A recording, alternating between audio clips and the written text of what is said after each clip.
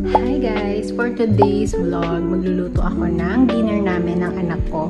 And ang lulutuin ko ay fried rice. Favorite namin. Ito yung comfort food namin. So, papakita ko sa inyo. Kasama rin pala siyang kamoteng maliliit. Kasi ayaw ng anak ko yung kamote fried. So, hinalo ko na lang din siya dyan.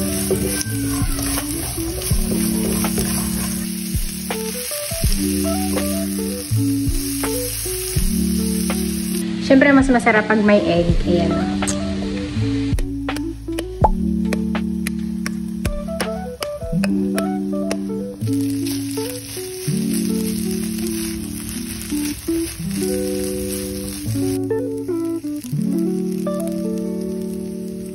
Ayan guys, luto na yung ating fried rice. Diba? Ang ganda ng color niya.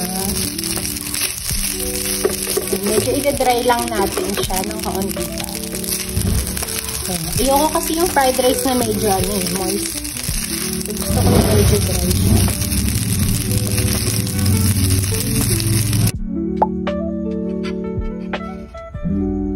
Dami. Kain na. Ito pala sa akin and then dapat may sausawan tayong suka. Sarap! Kain! Bye guys!